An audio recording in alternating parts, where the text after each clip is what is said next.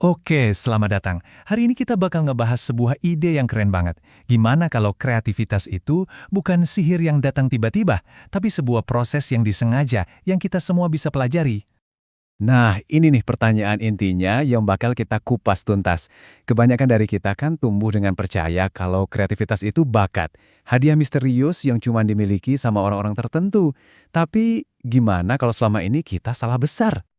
Oke, mari kita mulai bongkar misteri ini.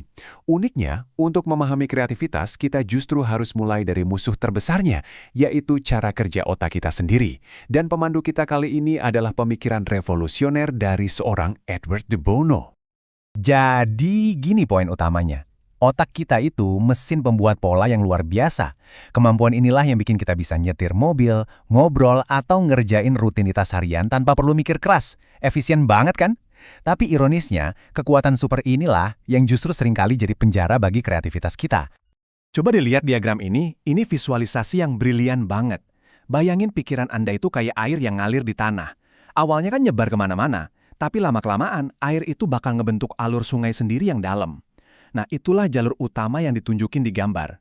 Pikiran kita secara alami bakal selalu milih jalur yang paling gampang dan paling dalam ini. Tanpa sadar, kita jadi mengabaikan potensi jalur-jalur kecil lain di sekitarnya. Ya walaupun sistem ini efisien banget buat tugas-tugas rutin, sistem ini juga yang secara aktif ngehalangin kita buat nemuin ide-ide baru.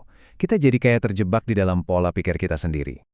Kutipan ini, wah, bener-bener ngerangkum masalahnya dengan sempurna.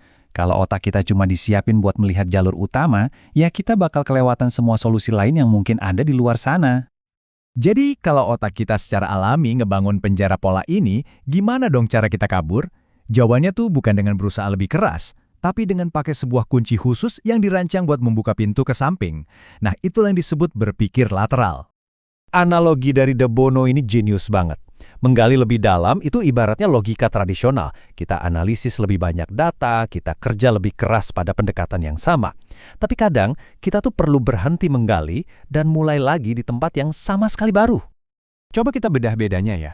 Berpikir vertikal yang kita pelajari di sekolah itu kayak naik tangga. Analitis, logis, selangkah demi selangkah. Anda nggak bisa dong loncat ke anak tangga kelima. Nah sebaliknya berpikir lateral itu lebih mirip main parkour. Sifatnya itu generatif. Dia berani lompat ke samping, ke bangunan lain, buat nemuin rute yang sama sekali baru, walaupun awalnya kelihatan mustahil. Dan diagram ini nunjukin momen ahanya. Lompatan kreatif yang Anda lihat itu bukan kebetulan atau sihir. Itu adalah sebuah teknik, sebuah gerakan yang disengaja untuk loncat keluar dari jalur utama yang nyaman, menuju jalur samping yang belum pernah dijelajahi. Disitulah semua ide segar bersembunyi. Oke, jadi kita udah tahu apa itu berpikir lateral. Sekarang bagian yang paling seru nih, gimana caranya? Yuk kita lihat beberapa alat praktis yang bisa Anda pakai. Alat pertama yang bakal kita bahas itu metode yang elegan banget, 6 topi berpikir. Coba bayangin deh, otak kita yang biasanya campur aduk, mikirin fakta, emosi, sama resiko dalam waktu bersamaan. Nah, metode ini maksa kita buat fokus, pakai satu topi atau satu mode berpikir pada satu waktu. Yuk kita lihat peran masing-masing topi. Waktu kita pakai topi putih, kita cuma fokus sama data dan fakta objektif.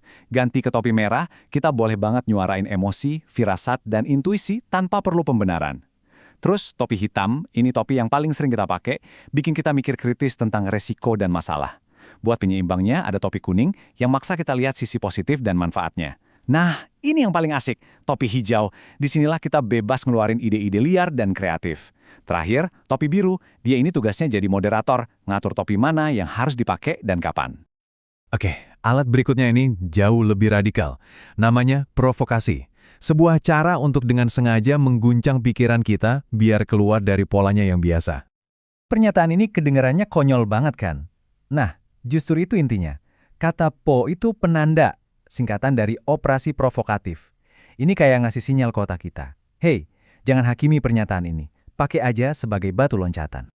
Jadi kita balik lagi ke ide mobil dengan roda persegi tadi. Tujuannya bukan buat beneran bikin mobil kayak gitu. Tujuannya itu buat maksa otak kita mikir. Oke, kalau rodanya persegi, jalannya pasti nggak mulus. Gimana cara ngatasinnya? Mungkin jawabannya suspensi yang super canggih.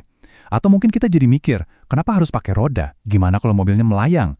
Nah, lihat kan, provokasi itu memicu pergerakan pikiran, bukan buat menilai benar atau salah. Oke, sekarang kita tarik benang merahnya ya. Pesan utamanya adalah kreativitas itu bukan sesuatu yang kita tunggu secara pasif, tapi sesuatu yang kita lakukan secara aktif. Jadi kita rangkum perjalanan kita. Kita mulai dari pemahaman kalau otak kita itu pembuat pola yang efisien, yang kadang malah menjebak kita. Terus kita nemuin kuncinya, berpikir lateral, yaitu seni untuk melompat ke samping.